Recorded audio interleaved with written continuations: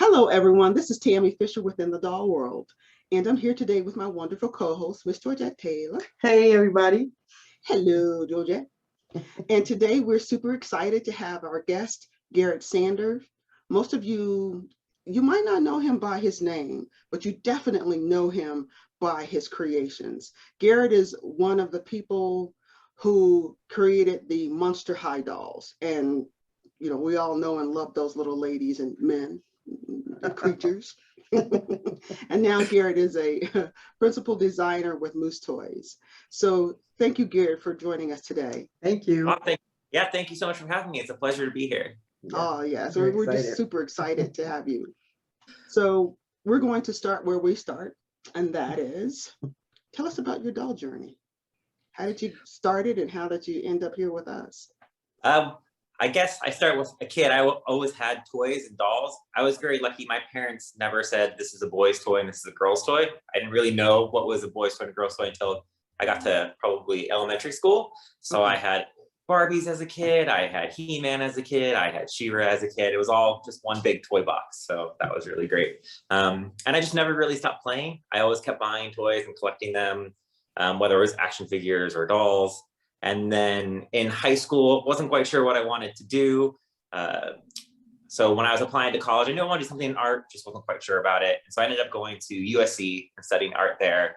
And that's where I found out that you can actually study toy design at some places. So I found out about Otis. And while I was already at USC and I loved being there, I did take some summer of art courses. So I did a summer of art in toy design at Otis. And then the following year, I did a summer of art toy design at Art Center.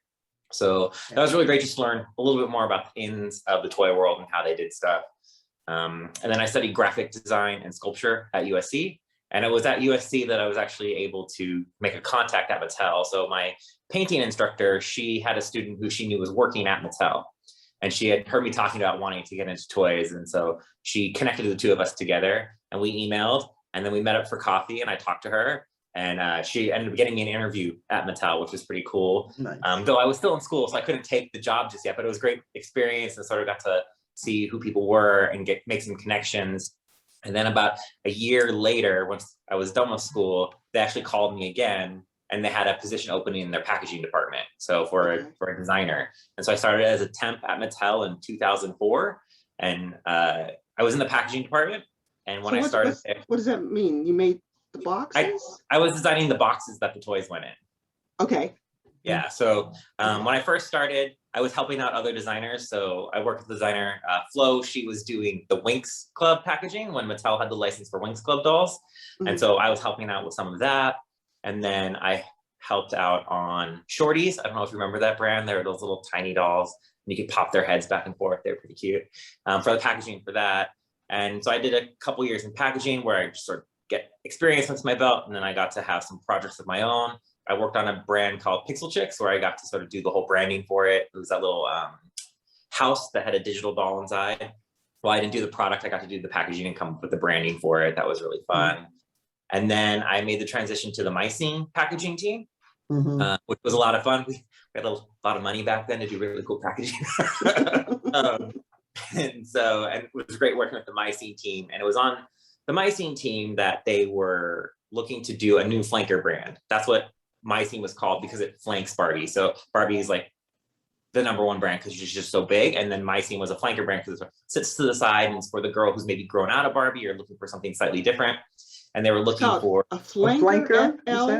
A flanker brand, yeah, because it FLANKER.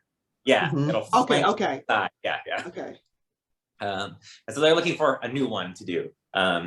And we had a brainstorm where we got to go with, it was like 13 and 14-year-old girls. We got partnered with them and they got some money to go shopping so we could watch and see what they bought, what they liked, what the trends were that they were getting into. And when we came back and we're looking at all the purchases, I noticed like at the time it was like 2007, skulls were sort of getting really big and that whole goth thing was really getting and so as we're looking through stuff, there was one of them bought a little plush skeleton cat, I think it was.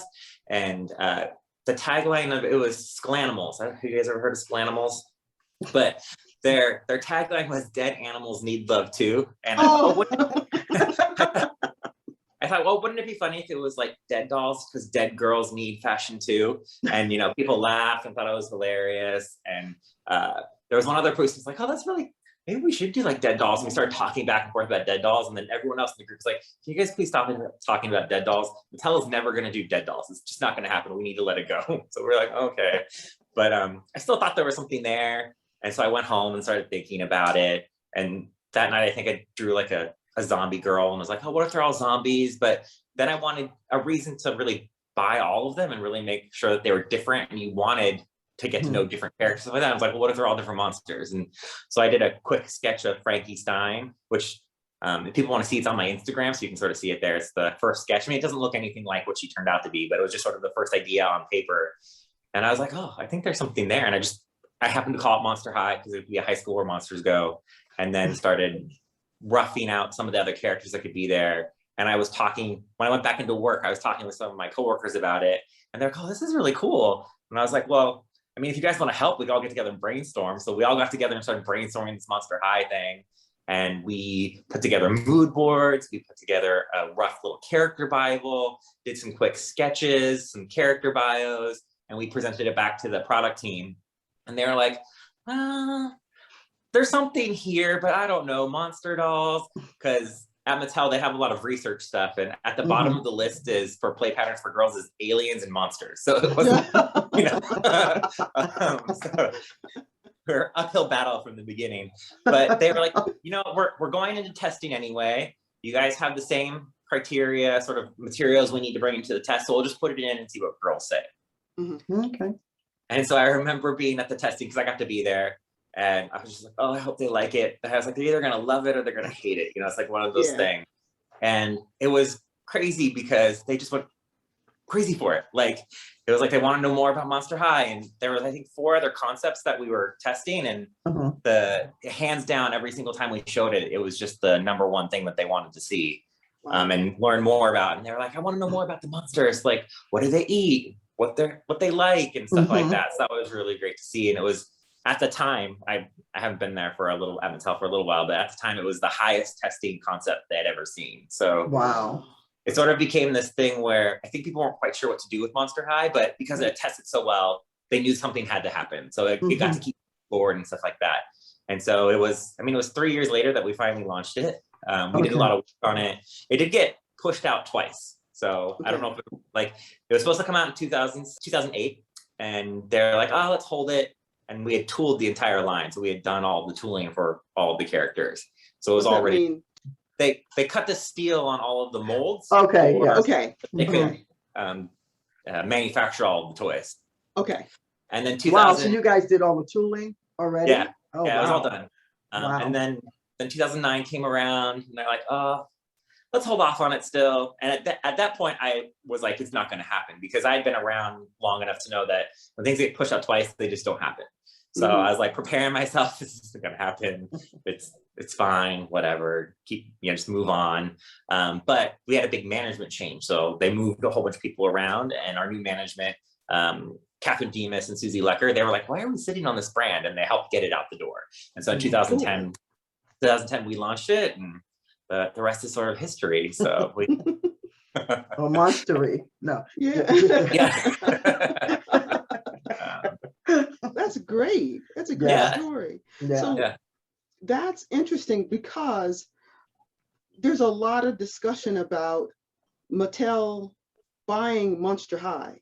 Yeah, Mattel owns Monster High. Because I was an employee at Mattel when I created it, they own Monster High. So they own all the characters and stuff like that. So even though I left the company, you know, they've posted stuff now, Monster High is coming back. I don't know what's going on with it. I'm excited to see too, you know, but so it's their property. So right. Okay. Yeah. Okay, that's good to explain, because I think a lot of people believe that what happened was you had your own company, Mattel came and bought out your company and then stopped manufacturing your dolls. No. So that's a lot of the conversation that we hear in right now. Yeah, so it's good to clear that up. Yeah. I was a Mattel employee. Yep. And I worked there from 2004 to 2018. And after Monster High in 2016, I moved to the entertainment team. So I actually got to do some entertainment design, which is pretty cool. little bit different for me. So I worked on the art direction for Barbie Dreamtopia, Barbie Dreamhouse Adventures. Okay. Mhm. And then I got to work on a whole bunch of other stuff that never came out. That's what I was going to ask you. What was the entertainment design? What does that consist of? So- Is that different than what you were doing before? I mean, it wasn't, you didn't end up with a 3D product, you know, Okay. you didn't have something on shelf. So you'd be overseeing the art direction style for what the animation is going to look like. So you help sort of send, here's the scenes that we need and the type of house that we want to have. And you're working with the artist or at the animation companies to recreate stuff. And then also on Barbie, you work with the toy team in tandem because things need to look and feel like the toy, just extrapolated. So like we would start with the Barbie house playset, but then we needed to build a actual working house that they could walk around in. So you'd extrapolate from that toy. Okay, all right. Yeah. The other thing I wanted to ask you and go back because you were going through your journey, so I didn't want to disturb you. But you were talking about a mood board. Like, what is that, and is that used for every product that they create? Yeah, we would do mood boards for everything in the initial to sort of show people the concept. So before you really start designing, or it's sort of support for your design to show these are the trends that are happening. We call it swipe, but we're really just pulling images from the internet, trend things that are happening, things that you see to show like this is out there in the world. You know, all of this helps to prove the case for why we should be making something that looks like this. Oh, okay. Okay. It's That's like cool. like a vision board, but for a product. Yes. Yeah. Okay. Okay. Like a story. Is that like a story? Well, I guess it would be different than a storyboard for a movie. That's different than. This is really just images on a page to help sort of get people to understand the direction and the feel of what it's about. Right. And then you show them, and this is what the product that we are starting with kind of looks like, and this is the direction we kind of want to go in. Okay. All right. Okay. Now I find it interesting because my children grew up with Monster High. And so when you're talking about how you made this entertainment part, how you would have to go and do the house, and then you'd make the house, or so my youngest child would play with Monster High dolls while watching the Monster High series. Yes. So there would be the Monster High dolls and the Barbie dolls, and then they get into the car and they be doing their thing along with this, you know, this movie or series that's going on. So there's this really complex stories, and it's interesting how children do that, because my kids would make stories out of everything. Yes. Yeah. You know, so my kids were running down the hill one day, and the oldest is, you know, ahead, and I think they're playing Moses and Jesus, and and so Moses is screaming out, "Jesus, come back, Jesus!" You know, my husband's like, "What are the neighbors gonna think?" It's so funny. Oh my God. So That is so funny. so it's really cool, to see that story from your side. You know, 'cause I saw it from my side with my kids. But to see it from your side, what you were doing and how all that was working on your end, and then to see my kid playing it out. That's really cool to know that behind the scene thing was happening with you. And I mean, I think that's what's so fun about toys is they're sort of vessels that let kids do anything. So Yes. Yeah. Yes. Yeah, that's so true. I mean, Yeah. till this day, I probably got a He-Man somewhere, you know, in my in my storage unit from one of my sons. You know, it's just like literally. But you know, but the thing is, I think that those like you said, the fact that, you know, kids are allowed to play with toys, right, or allowed to play with dolls, really, I think boosts their creativity.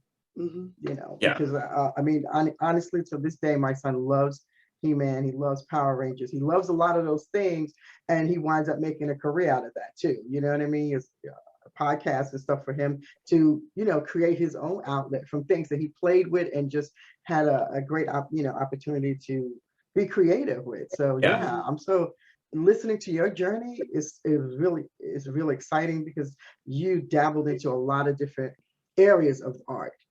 So you have a bigger perspective, I think, on how to bring something to market, you know, whereas you didn't stay in one environment and just only learn that, you know, you branched out. So that was really great. Did you draw or anything like that when you were a child at all, or you learned all of your art by going to school? Oh no, I was drawing all the time as a kid, so I loved to draw. So Mhm. I would draw anything and everything. For a while, I went through a phase where I was drawing all my Transformers toys. So Oh, I would just, wow. I would just Okay. put them in front of me and then try to draw them. So. That's really cool. Yeah, that's Yeah. great. Yeah. I loved Beast Wars. Oh, Beast Wars was so good. So. And Beast Machines, that whole like animal one, I was obsessed with. So. So And did you get an opportunity to actually draw the character of the Monster High dolls, or was that somebody else's rendition of your idea of what you were thinking? While I would say I could draw, I'm not the best. I wouldn't call myself an illustrator. I can sketch and get my point across and draw enough to show people what it would be. But for all the packaging and stuff like that, we hire artists. And for the longest time, Kelly Riley, who I absolutely love, Kelly Art on Instagram. She is amazing. I started working with her on Monster High. And I was just I continue to work with her today because she's so good at what she does. And she can draw anything. Cool. Totally jealous of her talent. So. That is cool. And I told you that brief story about my kid. I'm going to thank you for part of helping my child to heal. My child has a chronic pain condition. And the last full year of school they attended was 5th grade. And so there was a lot of time where their pain was so high, and we didn't realize also that they had a heart condition, so they weren't getting blood to their brain very well. But there was a lot of time in which they couldn't take education in. And I could watch what they were doing and tell what was going on in their life. And so when they were having a really difficult time with their pain, they would take baby dolls and rock them. And then when they were missing school, they would get the 18-inch dolls and they would sit them down and they give them notebooks and they would teach them. And then when they were missing hanging out with their friends, that was Monster High time. And that's where the Monster High and the Barbies and the watching the Monster High show and making all these things up. And so it gave my kid an outlet so that they were not home alone, because my other kid was at school. So they had a social network that consisted of these dolls who could, whenever they felt like they wanted to play with them, they could go and get them. And then whatever story was happening in Monster High, they could be working through those stories while they were working through their own process. So I want to thank you for being part of our lives in that healing process. Oh, thank you very much. That's the most rewarding part, I think, about designing toys sometimes, is hearing the stories. And I don't think a lot of toy designers get to have the one-on-one time with hearing. That's what's so nice with the internet too, because you get to read what people like about. Now, a lot of people say things they don't like too, which isn't always fun, but you get to see all the good stories too about how much somebody loves something. And that's what was so great about Monster High being at Comic-Con. We got to have the one-on-one time with the fans. And I remember one dad coming up and thanking us for creating Monster High because his daughter was super shy. And she didn't want to talk to anyone, but then she found Monster High and she was like, I want to make a video like I see on YouTube. And she started reviewing dolls and she broke through her shyness. And so then they would review stuff together. And then there were a lot of dads who said, thank you. You made something that I can go collect with my daughter, because they would collect toys, but it wasn't stuff their daughters were interested in. But now they could both go to, Toys R Us at the time. I miss Toys R Us so much. They go to Toys R Us together. And they could both be looking for the toys that they want to do something together. So that was really nice. So yeah, that's really cool. That's great to be able to impact people. I think a lot of us, when we think about especially playline dolls, we think of just like play, but there's so much more than the play. There's so much, you're building your self-esteem, you're learning, you're working through problems. And so, yeah, those playline toys are really important. Yeah, they're very important. Like I was saying before, they just really help to immerse you into something, to give you an outlet for your creativity, or like you said, for healing or for play, whatever it is. That it's tangible, and you can do whatever you want to create this a whole nother universe within the universe that you're already playing. So I think it's really helpful. There's a lot of stuff too with play that we don't really think about, like with Barbie. dressing her is difficult when you're little, but it's a sense of accomplishment once you can do it, you know, like, so learning to put the clothes on helps with fine motor skills and learning to do little things with your hands, you know, so there's all these things that you don't really think about as kids are playing with stuff, that it's teaching them how to do so much stuff. And it allows them, I think clothing is really important for exploration and the way that they get to play, and that's brilliant. And then they work with colors and textures, and yeah, it's so cool. So I wanted to ask you about, so we went from Monster High, you know, your Mattel Monster High. So now you're at Moose Toys. So when we first spoke to you, you were in Australia with Moose Toys. So tell us about what's going on with you and Moose Toys and that journey. So Moose Toys, their headquarters in Australia. So part of working for them, they wanted us to work out of the Australian office, which is really fun. So I got to spend 2 years in Australia, a little over 2 years with COVID, working out of there. Australia was a great country. It was a lot of fun getting to meet everyone there and really see how the office works. So that way, once I came back, I would have a really good understanding of how all that happens. They do have offices in LA, which is funny. It's sort of right next to Mattel. So all the toy companies are sort of but it's been a lot of fun. I've gotten to do, I mean, it's a much smaller company, so I've gotten to learn a lot more because you have to be a little more hands-on and stuff like that. We don't have the resources that Mattel has, which is fine. It's just a new way of working on some of the stuff. So I got to do Capsule Chicks, which was really fun. And then Fail Fix was a lot of fun too. And then working on some new stuff, can't talk about yet, but it's like working for the government. I know, it's always that thing, right? When you talk to people who are in the, it's the weirdest thing. You're right about that. When you're in the doll world and people are working on projects, it's always like, we can't talk about that. Oh God, we have this great thing, but we can't talk about that right now. It's so funny. It's like spy stuff. Like, really? Yeah, okay. Really. It's a doll, people, but no, I understand. No, we understand. There's big money in the dolls. No, that's the truth.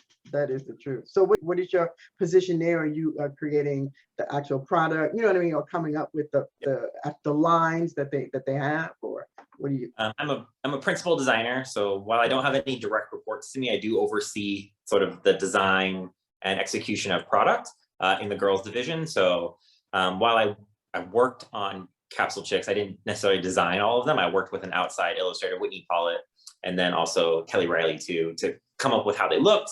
I think some people don't realize how long it can take just to find the aesthetic look of something. So on Capsule Chicks, which are these little ones back here, I have a PDF that has 62 pages of just eyes, trying to figure out what the eyes need to look like. Oh my goodness. So it was like version after version of, I was doing eyes, Kelly was doing eyes, Whitney was doing eyes. We had some of the other internal illustrators working on eyes. It was just everyone trying to figure out what does the face need to look like on this toy. We had the proportions down, just trying to figure out the face. So it was 62 pages of trying to get that. Wow, that's a lot. Wow. So how do you whittle that down? Is there like a say, okay, if you have those 62 pages, do you say, well, we want to come up with 15 pairs that we could look at and see what we like? You know, how does that get whittled down? I didn't start at 62 pages. It was 62 pages total once we were done. Like, we were just trying, like, oh, we want to try anime eyes. We want to try this style eye, a very simple eye. So we did mood boards in the beginning and pulled illustrations of types of eyes and faces and expressions we wanted to do. And we get, yes, that's what we want. And then we get it drawn up. Oh, no, I don't think so anymore. And we have to go back and pull other eyes and do stuff. So it was just ended up being 62 pages of different eyes. Okay. Trying to get there. Yeah. So Garrett, will you pick up one of your Capsule Chicks and put it closer so that we can see her? Oh, she's cute. She's so cute. This is one from our Shimmer Surge collection, which was 2 packs. So this is where we did a hair upgrade, where some of them had braided hair, because most of the time they had plastic hair. But okay. So this is hair that they could comb. They had molded hair before. Yeah, because you can pull them apart. You sort of rebuild them so you can mix and match all their accessories. So, and then with that, you can mix and match all the accessories, and can you mix and match different body parts to them? That's what I was going to ask too. Yeah, we got to introduce boys. So this is our little Capsule Chicks bot, boys on trend. But I'll pull them apart. I'm loving his hair. So you can actually, you can swap their heads. Okay. And then, oops, his belt fell off. You can swap their torsos. So you can swap everything around, so you can like take different tops and different pants and match them together. So That's cool. So are their clothes sold separately, or is it just they're just it's a molded body and you can take it and pull it? It's a molded body. You got a full doll in every package. Okay. And then if you bought another one, you can mix and match with them. Okay. That's cool. That's really creative. That's really cute. Yeah. Is it just the top and the top and the bottom, or can you change out arms? Or no, you can take out lower legs if you want. Oh, okay. there's lots of Yeah. That's So cute. lots of fun play. Every joint is pops in and out, so you can mix and match everything. Oh, that is That's so really cute. cool. I So you can make your love own doll. I love Yeah. that. Yeah. And then That's really cool. And then we did Fail Fix. So this is one of the dolls. This is pretty arty. So this is all about these girls. And of course, I got a package where one of the call-outs is upside down, but it should be the other way around. That's a unique package. Keep it. But these girls, it's all about, we see all those online tutorials that make it look so easy. And then when you try it, you completely mess up. It's kind of like Nailed It on Netflix. So these girls were trying the latest online tutorial and they had the most epic fail. They've got their accessories in their hair. They've messed up their whole makeup. So you get to help fix their fail and transform them. So you brush out their hair. You use the spa mask to change their makeup. So there's actually a faceplate on here that the spa mask magically removes. And then she's got her beautiful makeup on underneath. So then you get to make her look like this. Oh, okay. So cute, man. That is so fun. Like that's another really creative toy. Yeah. Cool. Yeah, I like that. I love the creativity that you bring to toys, so that is so cool. No, I was gonna say it's actually based off of another product that was working on. They have a line called Scruffaloves where they come as little plush balls and you get to brush them up. You sort of rescue these pets and you clean them all up. And we got asked, well, what if we had a doll version? And so this is what we came up with. So Nice. Cool. I like that a lot. So I was looking through some of your images and I saw two very handsome men who looked just alike. There was Garrett and someone else. You gonna tell us about your twin? yes, I have a twin brother, Darren. He was a big part of Monster High because I would bounce all of my ideas off of him. So working with him on that. And then we both worked at Mattel together. I started there first and then he came a little bit later and we worked in packaging for a while together on my scene. And then he eventually moved to the licensing division where he would oversee all of the stuff other people made for Mattel. So, backpacks, t-shirts, all that type of stuff. He would help oversee all of that. And then he did eventually come to Moose too. So he's a packaging art director at Moose now too, which is fun. It's always nice to be able to work together. And then I always forget to mention this because I only did the initial stuff, but we also worked on Ever After High together. So we did all the character bios and coming up with the initial story. We put together a small team and did all of that stuff. But there was so much happening on Monster High at the time. We had to hand off the final design work to another team, and they really came up with the look and feel for the product. We just did all of the character bios and sort of world building for story, and then they handled all the product design. Okay. So your brother, does he do doll design or is it more? He has done doll design. So I had done that She-Ra for Comic-Con in 2016. And then I had left Mattel and then he designed the PowerCon Starburst She-Ra. So he because we put this one together. So we can only see her legs and her lower can't see her body. legs. Let us see them. Point up. So she's a little big to pull off. So she's a 12-inch version of She-Ra. I did the doll, and then Darren did the packaging design. So he did the gray skull. And the towers actually open up, and she has 2 more outfits inside each tower. And so then that's so cool. A year later, 2 years later, there was for PowerCon, which is the He-Man and She-Ra convention. They did a Starburst She-Ra, which was based off of the 80s version of her. So he did the product design for that. So very cool. Yeah, that's cool. About new cons today. I know about Comic-Con and Blurred Con. My son would love you. Okay, Adam would love you. Oh, that's true. Yeah. That was pretty fun. I was surprised. We got to tool an entire new body, which was crazy. Like that doesn't normally happen. So it was really fun to do. So it was sort of a little dream. Like Monster High was amazing, but getting to work on something you loved as a kid and sort of getting the fashion doll version of it was really fun. So that was another one that was done for Mattel. Yeah, that was when I was at Mattel. When you were Mattel, yeah. So very cool. They own He-Man and She-Ra. I mean, I played with them. Okay. Okay. I remember them. Yes, very right. Yeah, I do too. We loved them because they were twins. He-Man and She-Ra twins, and my brother and I are like twin superheroes was cool, you know. So twin superheroes in the doll world. Yeah. The Sander brothers. That's so great. Very cool. No, we talk toys all the time, so it's nice to have a sounding board for ideas and stuff like that a lot of times. Yeah, that's true. I think that's really helpful to have somebody else take a look at it or listen to what you're doing and can contribute, and understand, the process too, and can contribute to that. So I'm sure that's really helpful for both of you. Yeah. Super. That's very cool. So what do you plan on next? What's going on? I mean, I know you can't talk about your new gig. I mean, I'm working on types of product I've never worked on before, which is cool. So the next thing that I've been working on will be out in spring of next year. So okay, I can talk about it closer to then once they finally announce come back and talk to you in spring and next year.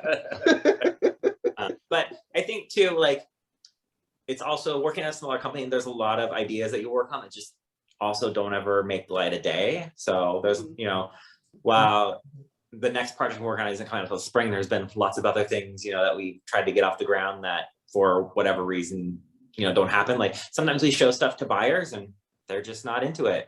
So, and I think a lot of people don't realize that the buyers at companies are really the ones who determine the products that get to shelf for toy companies. So when there's a TV show, it makes it easier to get a product to a shelf because it helps show that there's stuff happening for it. When it's a brand new brand that doesn't have that support, a buyer has to be into it and think it's going to sell well and perform well for them at their stores. And if they don't think it, then it doesn't get support sometimes. And a lot of people don't know Walmart didn't take Monster High in the beginning. They didn't want it.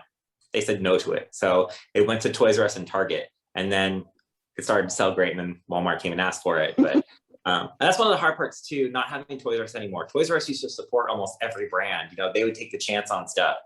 So not having that means that a lot of brands aren't getting out there anymore. For Walmart and Target, they have a couple toy aisles. They don't have an entire store dedicated to toys. So yeah, that's so interesting you said that. Like literally that just clicked in my head when you said that. I didn't think about that.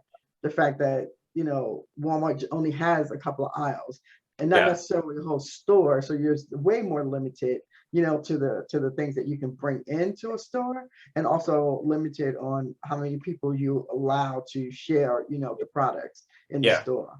I didn't even think about it that way. That's interesting. I mean, it's logical, right? If you say, this is a toy store, but I just didn't really think about it until you said that. Wow. Yeah, that's a shame. That is a shame. Yeah. Toys R Us is the toy warehouse in the whole place for the toy. Yeah. And that is a shame because it does limit a lot of creative people out there who are really trying to get shelf space, because that's so important for creators out there. And we talk a lot about that. Coming from a space where you came from and understanding how you can get space on the shelf because you were part of a company that was huge, that would help that brand, get to where it needed to be. But we talked to a lot of small creators, who would have challenges doing that because of that, because they have nobody really to back them as well financially in order to get that space, so. The one nice part about today now is the internet, I think, is helping a lot of smaller people get stuff out there, but there's also just so much stuff it's finding it. Like I'll discover stuff too, but it's like a year later and it's no longer getting made because, it was like, oh man, so. But I've discovered a lot of things I collect on there. Like we talked a little bit before, like Fabiola, like I found that online. Yes. Now I have 2 of them. You gotta collect them all. Yeah. And if they listen to the show, they're gonna find more creators. That's just how it is, Yeah. And my husband, when we first started this, my husband said, "So how long do you think you're gonna do this? How many?" It's like you're gonna interview everybody pretty soon. How long is this gonna go on for? Ever? And it's like, because I know I'm a doll lover. I'm always looking at stuff. Every day I see somebody else I could interview. I find somebody else who's doing something. And then there's all these accessories. There's somebody who makes shoes, who makes hats, who makes, whatever, purses. So it's just huge. Yeah. And So so many there's all variations of that. areas to cover within this market, For Yeah. sure. and you know that just working in the space that you're working in, like Yes. all the actual jobs that they do have, to get a Yes. doll to market is just Yeah. people just wouldn't understand that it's that fast. Yeah. Yes. Yeah, we've know. learned a lot about Oh, what it you- takes to make a doll, and Yeah. it's Yeah. crazy. It's a pretty heavy lift to make a doll. So it does, It right? definitely. Thank It you. really does. Thank you Yeah, for saying that. Yeah, because we have people come to us multiple times a month. People come to us and they want to make a doll, and they'll like sometimes they're like, oh, here's a picture. I draw this picture of this, whatever they drew picture of. Look how beautiful it is. I want to make this doll, and it's like, yeah, you got money like a mortgage to go and pay to make that doll. You make that doll, Yeah. Yeah. because it's crazy to Yeah. do that. Yeah, And understanding, I think they don't, and I think that's why it's great to have people like you two to talk, to share the process, because I don't think Mhm. people, even though they listen to the show, I don't think they still understand the full process of that. Like you said, it took you how long to bring that doll to fruition, and you still had a team of people. Yeah. Yeah. And I think a lot of people don't realize how expensive it is to manufacture a toy. Oof. So like when individuals do it or smaller companies do it and the price is a little bit higher, it's because they aren't making the volume that a Mattel or a Hasbro is making. So they have to charge more in order to be able to pay for all of the tooling, all of the sewing labor, all of the hair, all of the raw materials to make a product. And so that's one of the things I think is tough to get across a lot of times. But I mean, there's also always people pushing the boundaries. I have to say MGA is absolutely stunning with Rainbow High and OMG, those fashion dolls, the detail on them. I have no idea. Yes. Like I would be like, where are they making these? How are they getting it done? Nobody sleeps. Everybody sits at their desk painting. Yeah, but I mean, it's beautiful. It's it is. Some beautiful more detailed than what we were getting in the beginning of Monster High. Like I was always surprised at the amount of detail we got on Monster High and the level of detail that Barbie used to get too. So just with the way manufacturing is going to, it's a lot more expensive now. Which is good. People are getting paid living wages now. Which is that's great. Sometimes product costs have to go up to afford that. So that's true. Yeah. That's true.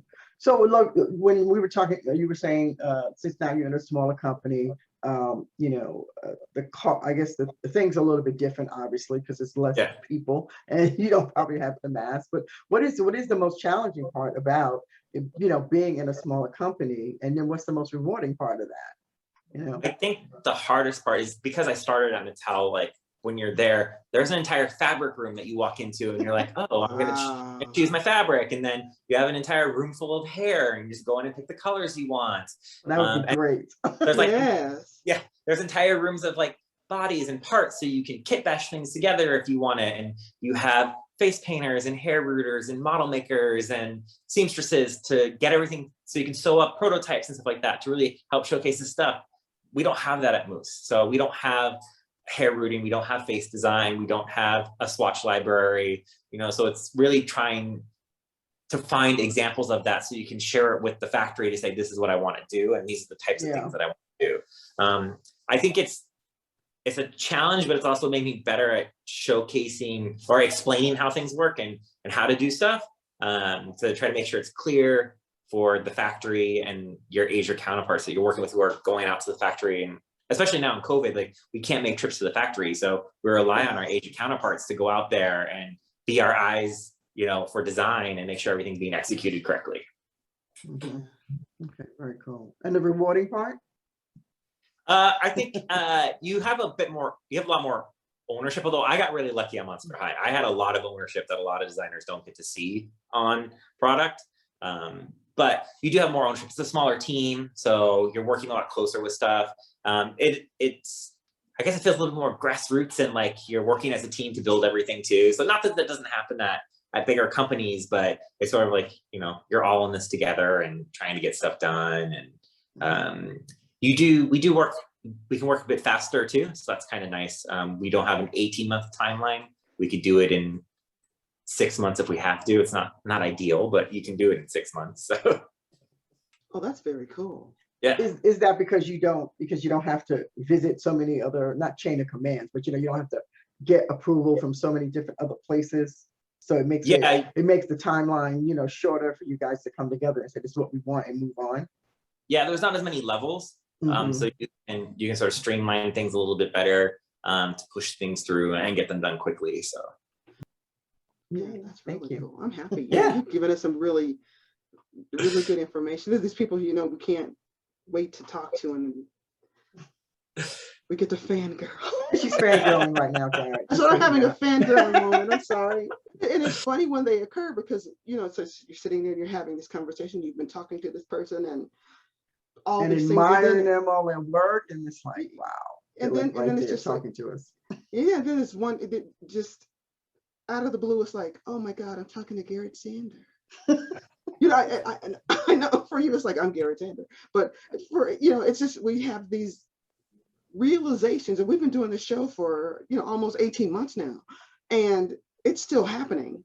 It still happens, and it's part of the whole joy of this journey. So I'm sorry that I started fangirling there. It just hit me.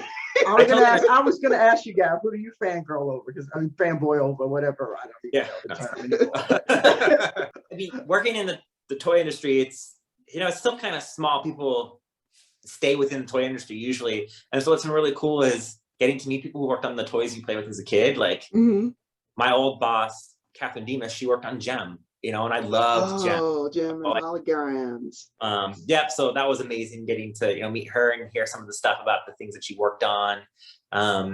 Even at Mattel, the face painter who did our She-Ra doll, she painted the face of the original She-Ra, you know, so it was like so cool that she did the original She-Ra, and now she's painting this brand new one that I'm getting to work on. So getting to meet people like that who design stuff that you work on, and you're like, oh wow, you know, like you're the reason why I'm here, kind of. So it's really, that's so cool.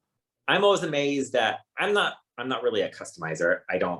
I'm not really good at it. I did it a lot more when I was younger, but I just don't have the time now. So I'm always amazed at all of the stuff people do with Monster High dolls or any other doll, the painting that they do, the rooting that they do, the things that they sew up. Like that's been one of the things too, seeing how much fun people have creating with the dolls.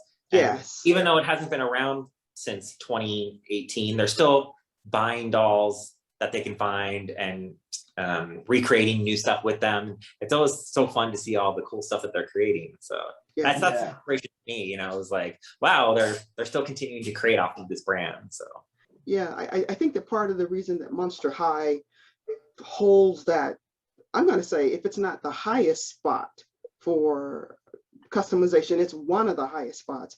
It's the size of their heads. You know, there's plenty of Barbies out there and whatever, you know, you can get, you know, but their heads are smaller. So like the Bratz dolls and the Monster High dolls, you have those bigger head dolls.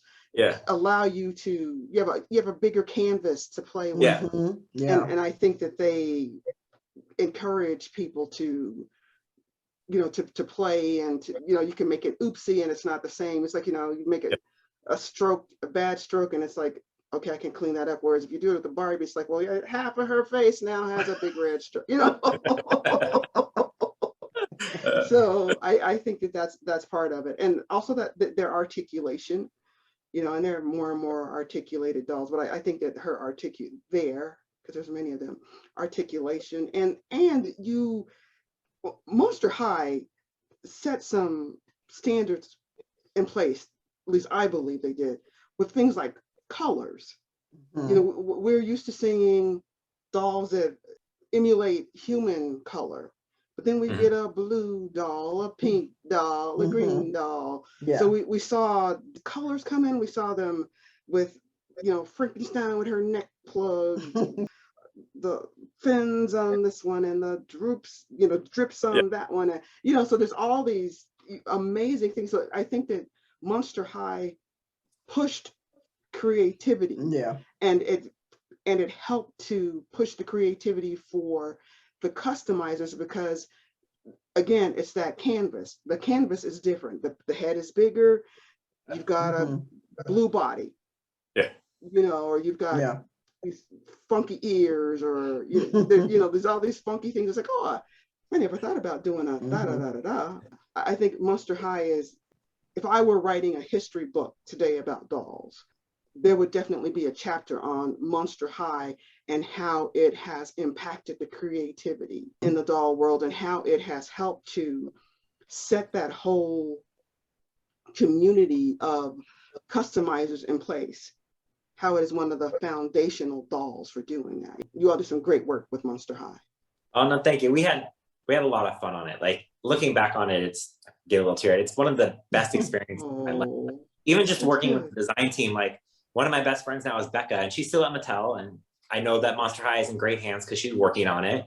But like we became best friends out of it, you know, and the getting to meet all the people at Comic-Con. I've made friends with people who were dressing up as the characters, you know, and all that stuff. And it's just so amazing to see the impact that I had, because you think this is something that I love doing. I don't know if other people are going to love it, you know, and it's the impact I had has been phenomenal, getting to see that. And I do think that we got to make an impact on the doll world. You know, we had one of the first dolls that had the side of her head shaved with Venus. Oh, and now Barbie's doing that type of stuff. And I think there was a lot of stuff on Barbie that they weren't allowed to do because it was too edgy. So, and I think they wanted to do it, but Monster High sort of showed them you can do it. And I think it opened the door for dolls to be different and have lots of different things and stuff like that. So, because fashion dolls can be whatever you want them to be, you know. And I think it was really exciting to get to take monster teens who love fashion and combine them together, you know?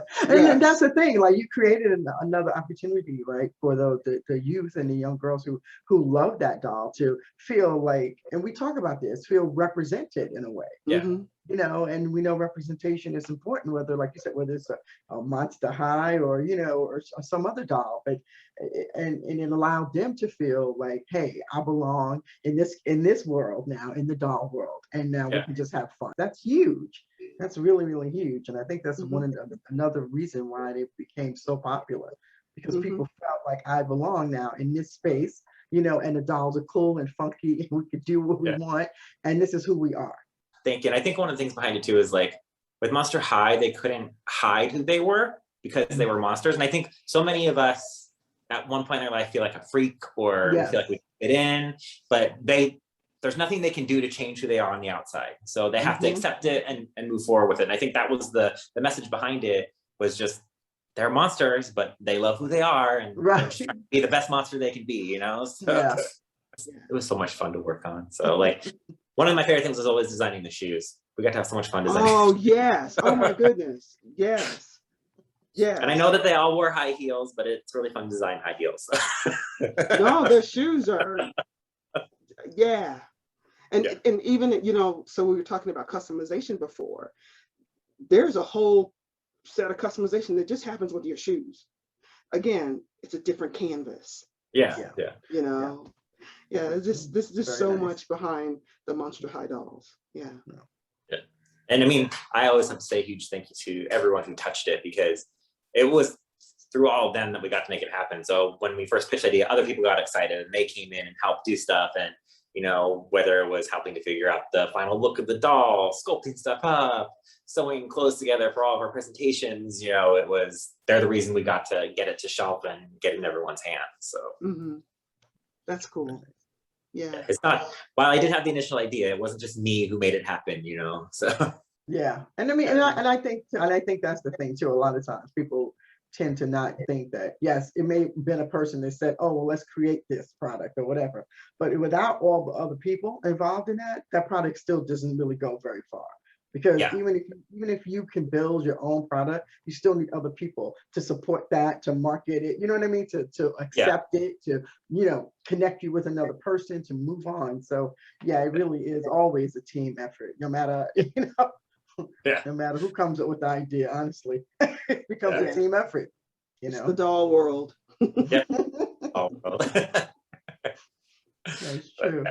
And I got to work with some amazingly talented people to bring it to life. So I appreciate all of the things that they brought to it, because that's what made Monster High was all of it. That was one of the fun things too, is when you present it and people get so excited about it that you knew there was something there, because so many people were getting so excited about this concept and they're like, what can I do to help, you know? So let me ask you a question. You came up with this crazy idea that was amazingly successful once the right people were convinced to release it.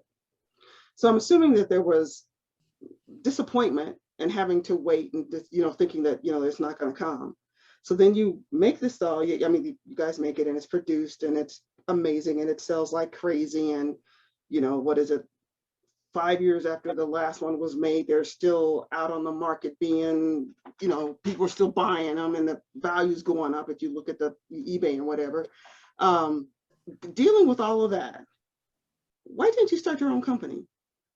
I mean, it pops into your head, but it's such a big undertaking. Like, you need the finances to do it. And when you're running your own company, you're not necessarily getting to do all the design work and things like that. And like, I like to be part of the design. Well, I'm not necessarily drawing everything. I do like to be overseeing stuff and working with the designers and things like that. And I don't know, I don't dislike working for someone else. So like, I appreciate that and all of the resources that they can bring to the table. Mm-hmm. I mean, there are times I think, oh, it'll be so much fun to just do what I want and design what I want, so like, I'm the final say in it. It's just maybe one day, I don't know, you can never say never, especially with seeing how many people can make their own stuff now. Like, the world is getting smaller, you're making more connections and things like that. So, never say never, but it is nice to be able to, at least with working at toy companies like Mattel and Moose, you have the reach. You have like a global reach for sure, because they're going to get into stores and places and you can see your design. It is fun to walk into a store and see your design on the shelf. Like, it's a real joy, on your face to get to see something that you worked on in the store. But I mean, never say never. A lot of toy companies started off small with, one idea. So it could happen one day. But it's not something that you're actually looking for right now. You just No. happy where you're at. Okay. Yeah. That's good. That's good. Yeah, as long as you're happy, you appreciate the benefits and basically of working with somebody else. I hear you. Yeah. I That's understand cool. that too. Yeah. You said you couldn't share any dolls or anything that you're doing for your next project. What can you share about what's happening with the company that you're working with now?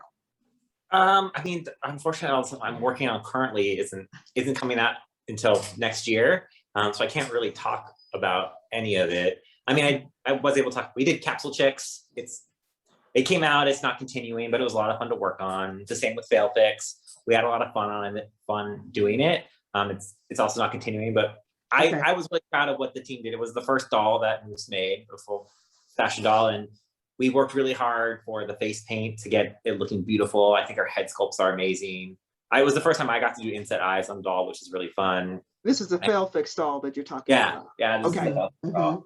And it's a process called DIJ, which is digital inkjet printing, to do the faces. So it's basically like the face goes into a printer and it gets printed on. Wow. And it's done a lot in the industry, but a lot of the time it's very pixelated, or you can see the dot happening on it. So it's not super clear, but we worked really hard with the factory to get it looking great, because we first did it on Capsule Chick. So the whole face is one print. It goes under a little laser printer and it gets printed on, and a gloss coat goes all at once, and it looks really nice, and we got a really good effect there. And so we use that on Fail Fix as well. And we got gradients in their makeup, which is, even with original spraying, was really hard to do because it was so small to get a gradient up. And Tampo, which is where it's like a stamp that is stamping the face on, you couldn't put gradients into it. It had to be solid color breaks. So I think we got really realistic looking makeup on them, which we are really proud of. So. Oh, that's great. Yeah, that's great. That's a conversation in itself, the technology. Yeah. The change in that technology. Yeah. And that's at Moose. We worked really hard to get it done. That's one thing too, Moose has to use outside plants. They don't own their own plants, where Mattel owns their own plants. So Mattel has to also fund in all of the innovation into their plants. So while other plants are working with lots of toy companies and will use the money they make off of all toy companies to keep updating all their stuff, Mattel is only making Mattel. And so they have to make sure they are being able to, recoup and reinvest into the plants, which is difficult. So yeah, that's smart. That be able to have your small contractor be able to print the face, as opposed to having to own that makes sense, because in that contractor, the contractor benefits from putting their own research into that technology, because they can do that with not just your dolls, but with whatever else they're printing. And it can attract new customers. So that makes a lot of sense. Okay. Yeah. And That's I mean, cool. there's pros and cons to both, just like with everything. Like, nice part about Mattel having some factories is you had the connections and you knew who the people were working there. Contact them directly if something's going wrong. Sometimes at a factory that you don't have employees at, you have to wait, and find out who you're supposed to be talking to when something goes wrong and stuff like that. So it's pros and cons to both sides, but I'd have to say, like, what we were able to do with the faces on Failfix, I was amazed at what we were getting. So that's cool. That's good. And we've also heard that with other doll producers about the whole thing with the pros and cons of working with factories.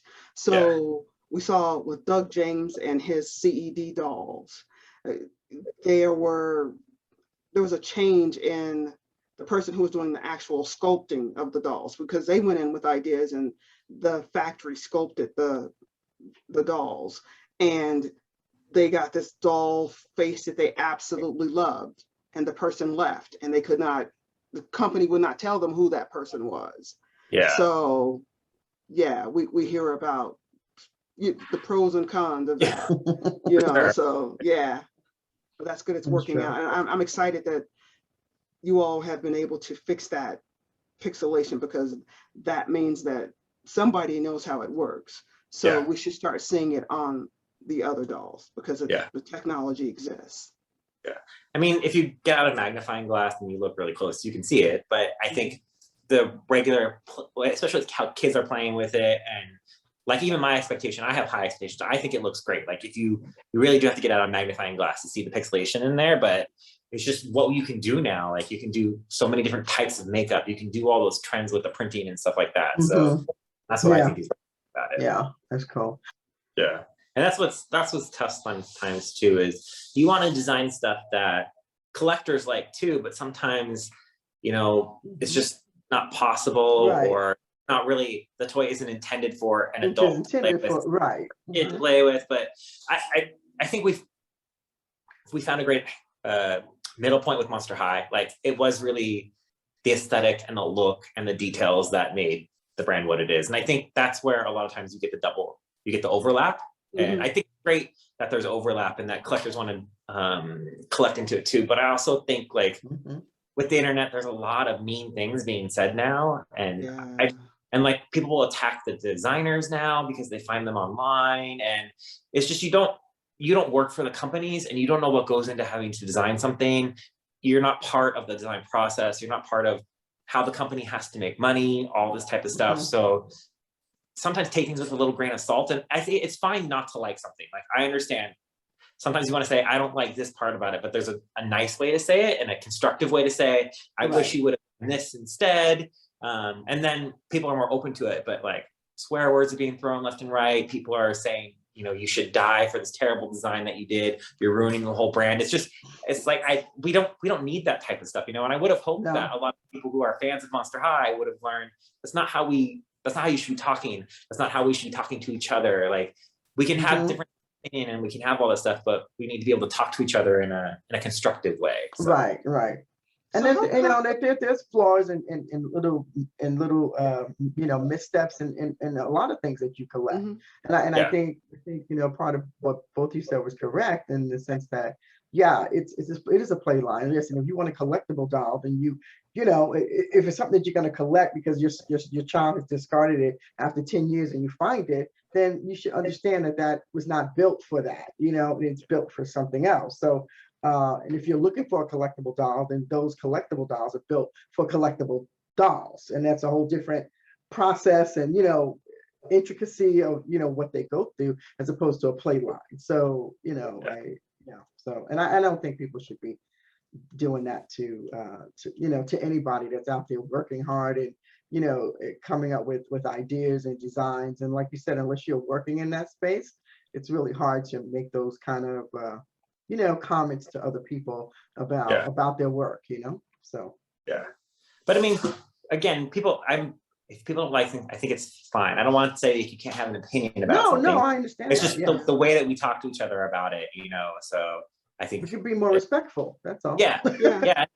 You know, because it's hard when, especially for a designer, if they want to show that people don't like something, when it's just nothing but terrible, terrible, terrible, like super mean, super, it's hard to go to a management and say, people don't like it, because they ignore it when there's a swear word, or they're like, oh, these people are too passionate about something. So if when it's said in a nice, constructive way, it's easier to go back to your management and be like, listen, we have, 40 comments that are saying that they want something different about this, and they've done it in a nice way, then you can go back and talk to people about it. So it helps the designers, because sometimes maybe that's what the designer wanted to do. You never know, so like it gives them support in a good way to show, the fan base. Because sometimes I will say that I've seen with management, fans get a bad rap because there are, the loudest fans are sometimes the meanest ones. And so a lot of times they're like, well, we don't care what the fans think. We don't want to have to deal with them because they're just too mean. So it's just, the nicer you can be about something, the more people are open to listening to you and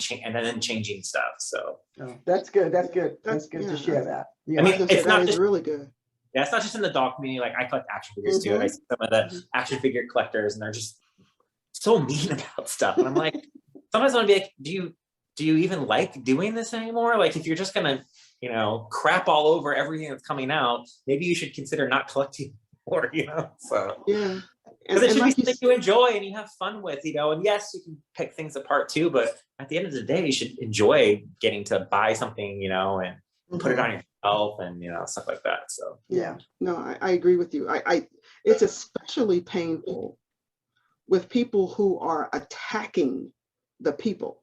Yeah. First of all, they could say, you should have made this purple or green or whatever. And they could, whether you say it in a nice way or a bad or a disrespectful way, you're getting your point across. You should have said it nicely if you want to, anybody to make any movements on it.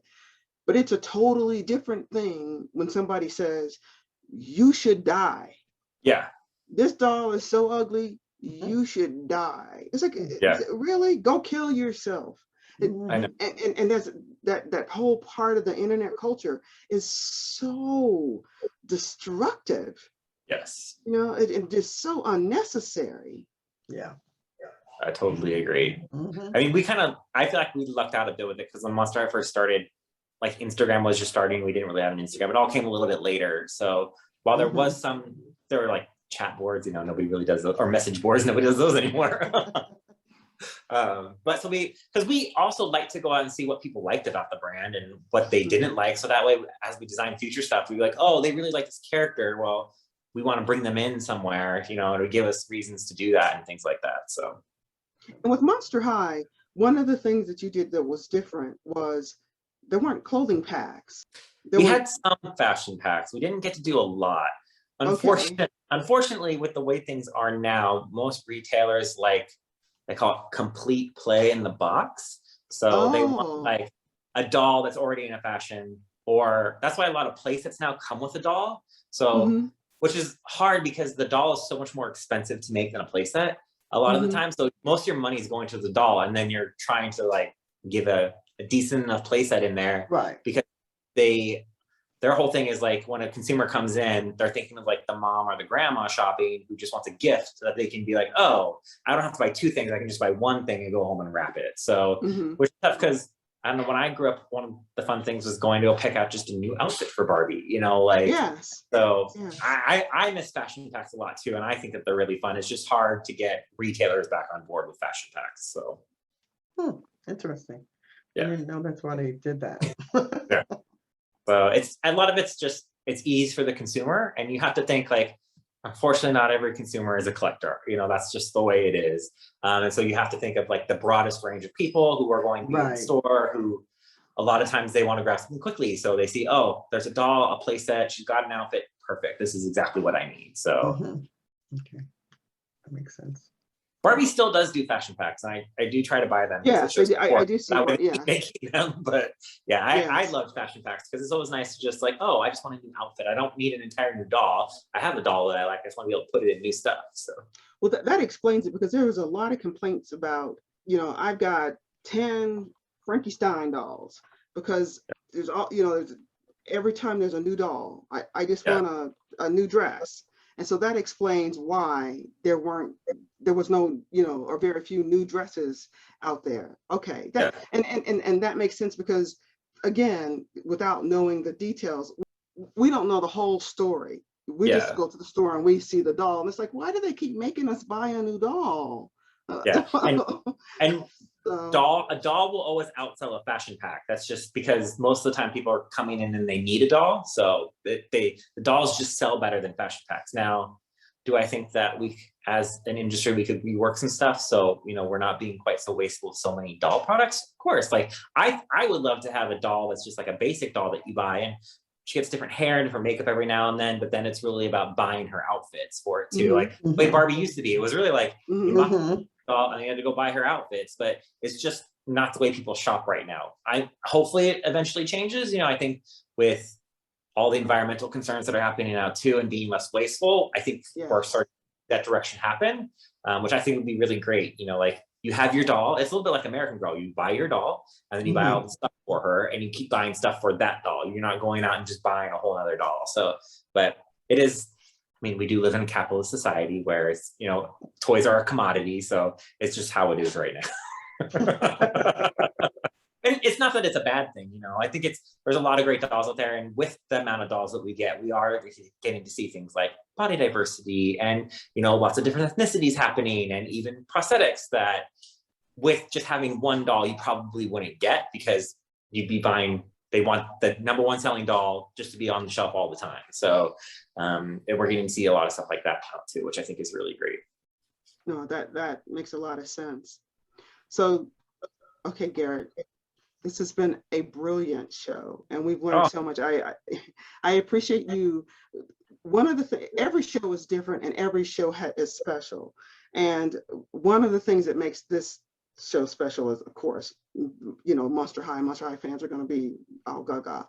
But another thing is, thank you for talking about what it's like to be on the inside, for explaining to us how things work and those kinds of things. So when we leave this interview, people will be able to say, oh, well, that's why they made 10 of that doll as opposed to 10 different outfits, or the importance of, if you really do want to see a change at a doll and you're speaking to the company, you're leaving a message for the company or the design team or whatever, be respectful, because they are looking. And like you said, sometimes the designer might have wanted to do that, but they didn't have the support. So you are depending upon your doll fans to help to move the dolls along. So thank you for letting us know that. So it's been really wonderful talking to you, and we'd like to know how, if someone wants to reach out to you, how should they contact you? What's the best way of doing it? I'm on Instagram. That's really the one that I use the most. I think I signed up for TikTok and I tried, and I was like, this just isn't for me. I think I'm too old for TikTok. It's, my handle is @Garrett_Sander on Instagram. So GARRETT_SANDER. That's where I post most everything.